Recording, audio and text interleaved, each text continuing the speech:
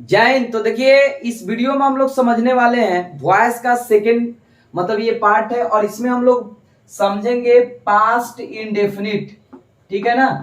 Past indefinite का जो हमारा होता है पैसिव उसको हम लोग समझने वाले हैं। बहुत ही सिंपल है क्योंकि पास्ट इंडेफिनिट का आपको स्ट्रक्चर याद होना चाहिए। क्या होता है जी? Subject plus verb two plus object. सबसे ज्यादा यदि पूछा जाता है आपको टाइम एंड टेंस से तो पास्ट इंडेफिनिट से ही। ठीक है, याद रखना पड़ेगा आपको। ठीक है, देखिए इसका पैसिव वॉइस क्या होता है पहले समझ लीजिए क्या होता है। अब ऑब्जेक्ट, ठीक है ना, ऑब्जेक्ट आपका होता है और ऑब्जेक्ट के साथ साथ आपको याद रखना है कि वाज और इसमें वर का यूज किया जाता है। वाज या वर प्लस आपका पैसिव है तो वर्ब थ्री होगा ही होगा और प्लस ऑब्जेक्ट।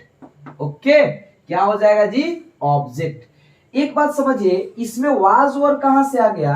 तो हम जानते हैं कि हमारा वाज और वर भी वर्ब टू होता है। यदि बी वर्ब का बात किया जाए, आपको याद कैसे करना है? तो जैसे हमने प्रेजेंट में आपको बताया था कि प्रेजेंट में कंटिन्यूअस में बीइंग का यूज कर रहे थे, परफेक्ट में बीन का यूज किए, ये पास्ट इंडेफिनिट में वाज वर क्यों होता है सर? कभी सोचिए इसको। तो वाज वर इसलिए होता है ना बाबू क्योंकि यहां वर्ब टू है। ठीक है, और बी का वर्ब टू का बात किया जाए तो बी का वर्ब टू वाज और वर होता है, इसलिए हम लोग इसमें वाज और वर का यूज करते हैं। ठीक है, शायद आप इस बात को जानते होंगे। ठीक है ना। आइए इसको हम लोग कुछ एग्जाम्पल के थ्रू समझते हैं। हम बोले my brother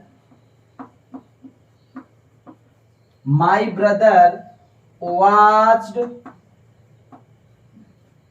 a movie. Okay, my brother watched a movie। Very simple, आपको समझना है। सब्जेक्ट के बाद यहां वर्ब टू दिया हुआ है। कैसे जाने सर? क्योंकि watched तो वर्ब थ्री भी है। अरे भाई वर्ब थ्री होगा कब? जब इसके बाद आपका हैज और हैव रहता तब। ठीक है, तो इसको कैसे हम लोग पैसिव में बाबू चेंज करेंगे? कैसे? Very simple. अभी तो आप देखिए ऑब्जेक्ट हमारा क्या है जी? तो ऑब्जेक्ट ए मूवी है। अब ए मूवी के अकॉर्डिंग आप ही बताइए, ए मूवी के अकॉर्डिंग वाज हो जाएगा। अ मूवी वाज, ठीक है ना, वाच्ड, क्योंकि मेन वर्ब आपका वर्ब थ्री होता है, by my brother. By my brother. Very simple, इसमें कुछ है नहीं कि बहुत बड़ा चीज तो है नहीं। ठीक है ना। आगे देखिए, someone has played cricket। अब इसका पैसिव आप ही बता दीजिए क्या हो जाएगा जी? तो क्रिकेट हम पहले ही बता चुके हैं कि समवन नो वन में आपका, ठीक है, बाई के बाद एजेंट ये सब हम नहीं लिख पाते हैं। क्रिकेट, ठीक है ना, वाज प्लेड। बस अब बाई समवन नहीं लिखना रहता है क्योंकि समवन नो वन को हम लोग बाई प्लस एजेंट में नहीं यूज करते हैं, इनडेफिनिट है। ठीक है ना। अब मान लीजिए एक निगेटिव लेते हैं। हम बोले ही did not speak English. Okay, तो इसका क्या हो जाएगा पैसिव जी? English was not spoken by him। Okay, बहुत ही सिंपल है जी, बहुत ही सिंपल है। आप देख सकते हैं इसमें कुछ ऐसा है नहीं जो आपके लिए बहुत परेशान, मतलब आपको बहुत परेशान करे। ठीक है ना।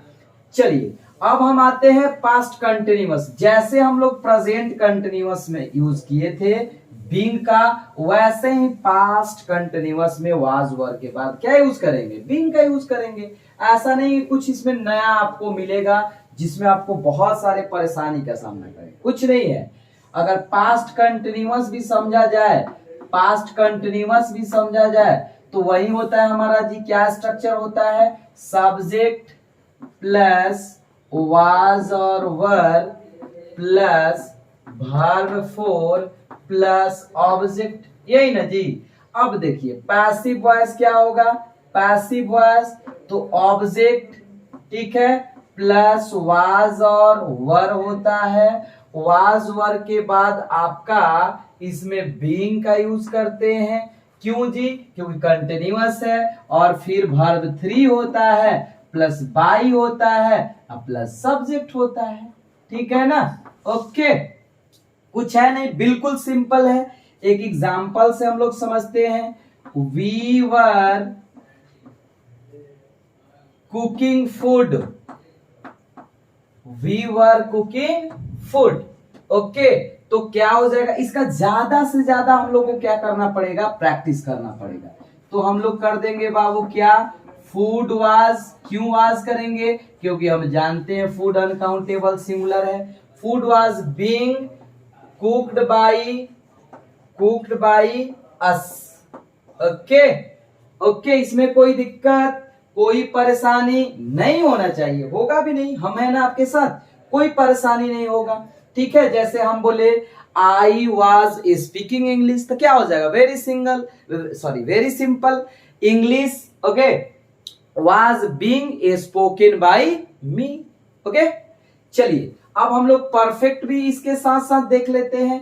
परफेक्ट का एक एग्जांपल के थ्रू, क्योंकि हम जानते हैं पास्ट परफेक्ट का क्या होता है जी? Subject plus had plus verb 3 plus object होता है। यही होता है ना? यही होता है कि नहीं होता है जी? यही होता है। इसका पैसिव में हम जानते हैं यदि परफेक्ट है तो बिल लग जाएगा।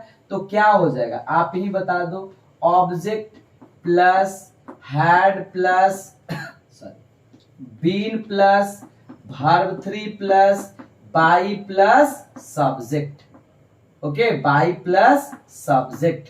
ठीक है, जैसे हमने बोला I had cooked food, I had cooked food. ठीक है, तो क्या कर देंगे बाबू? क्या कर देंगे? फूड। ठीक है, फूड। ठीक है, had been, food had been cooked by me. क्या हो जाएगा? मी हो जाएगा। अरे बात समझ में ना? तो वेरी सिंपल, इसमें कुछ नहीं है। ठीक है ना, इसमें कुछ नहीं है। अब देखिए पास्ट परफेक्ट कंटिन्यूअस का नहीं होता है, क्योंकि उसमें वर्ब 3 भी मतलब वर्ब 4 भी होता है। ठीक है, बिन भी लगा हुआ रहता है। ठीक, ऐसे देखिए उसको गलत माना जाता है। यदि आप चाहे तो बिंग लगाकर बना सकते हैं, बट वो सही नहीं है। ठीक है, अब हम लोग चलते हैं फ्यूचर में। तो फ्यूचर में आपको दो ही चीज सीखना है, एक तो फ्यूचर इंडेफिनिट का और एक फ्यूचर परफेक्ट का। ठीक है, तो आइए हम लोग एग्जाम्पल के थ्रू ही उसको कर लेते हैं। बहुत ही सिंपल है जी, बहुत ही सिंपल है। देख लीजिए फ्यूचर इंडेफिनिट क्या हो जाता है? फ्यूचर इंडेफिनिट का आप ही बता सकते हो। फ्यूचर इंडेफिनिट, जैसे फ्यूचर इंडेफिनिट क्या होता है? अब स्ट्रक्चर ये सब तो हम लोग देख चुके हैं टाइम एंड टेंस में। सब्जेक्ट शैल और विल। ठीक है, वर्ब 1 प्लस ऑब्जेक्ट होता है ना बाबू? यही ना होता है जी? तो क्या हो जाएगा? पैसिव देख लो, ऑब्जेक्ट हो जाएगा प्लस शैल और विल। शैल और विल के साथ साथ आपका बी हो जाता है। अब बी के बाद वर्ब 3 होता है। अब प्लस क्या होता है? बाई प्लस सब्जेक्ट हो जाता है। इसमें कुछ है नहीं। ठीक है, इसमें देखिए शैल विल चूंकि मॉडल वर्ब है और मॉडल वर्ब के बाद तुरंत क्या आता है? वर्ब 1 आता है, इसलिए बी का यूज करते हैं। ठीक है ना? ये सब समझदारी से चीजें सीखना चाहिए। अब कंटिन्यूअस का नहीं लेकर हम लोग परफेक्ट एक ही बार देख लेते हैं। फ्यूचर परफेक्ट कंटिन्यूअस का इसलिए ना क्योंकि उसमें आप जानते हो कि बी भी लगा रहता है शैल विल के बाद। ठीक है, तो देखिए इसका क्या होता है? सब्जेक्ट प्लस शैल और will. Okay, plus have plus verb 3 plus object. Okay, अब पैसिव देख लीजिए। पैसिव क्या हो जाएगा इसका? पैसिव क्या हो जाएगा आप ही देखिए। पैसिव हो जाएगा ऑब्जेक्ट प्लस शैल और will plus have plus been plus verb 3 okay plus by plus subject. ठीक है ना? यही होता है हमारा, कोई बहुत बड़ा तो है नहीं। उसमें हैव वर्ब 3 है, आप यहाँ क्या लगाए हो, केवल बिन लगाए हो। हम तो शुरू से ही कहते आ रहे हैं बाबू कि परफेक्ट है तो बिन लगेगा। आइए एक एग्जांपल समझ लेते हैं। हम बोले कि I shall write a letter, write a letter. अब इंडेफिनिट है क्योंकि शैल के बाद वर्ब 1 आया है, तो क्या हो जाएगा अ लेटर। अब अ लेटर है तो इसके साथ विल का यूज करेंगे, क्योंकि हम जानते हैं कि आई विल रहता तब ना हम लोग शैल यूज करते। अ लेटर विल बी, ठीक है, रिटेन बाई मी हो जाएगा। बहुत बड़ा थोड़े है, बहुत बड़ा थोड़े है जी, इसमें कुछ है बताइए तो आप ही, इसमें कुछ है। एक परफेक्ट वाला भी एग्जांपल देख लेते हैं, क्या प्रॉब्लम है बताइए, क्या प्रॉब्लम है, कमेंट करिएगा पक्का।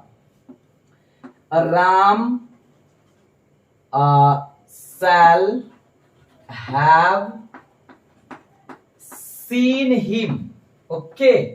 अब बिन लगा, देखो हैव जहां देखे ना बिन लगा दीजिए, वर्ब 4 देखे ना बिन लगा दीजिए, ये ट्रिक होता है, ठीक है। अच्छा जी, क्या हो जाएगा, तो ही के साथ आप यूज करो विल। हैव क्यों सर, ये तो ही नहीं, ही के अनुसार थोड़े यूज कर रहे हैं। मॉडल वर्ब सब्जेक्ट पर डिपेंड नहीं रहता है, वर्ब में आपको बताएंगे। He will have, okay, been, ठीक है बाबू। अब बताइए सीन तो दिया हुआ है बाई राम, ठीक है। ये हमारा टाइम एंड टेंस का आपका रहा पैसिव, एक्टिव टू पैसिव, ठीक है। अगले वीडियो में हम लोग देखेंगे जो टाइम एंड टेंस से अलग होते हैं, यानी out of time and tense, मतलब जो टाइम एंड टेंस से अलग होते हैं वो सारे रूल्स हम लोग देखेंगे, ठीक है। आप जरूर कमेंट करके बताइए कि आपको समझ में आया कि नहीं आया। चलिए, जय हिंद।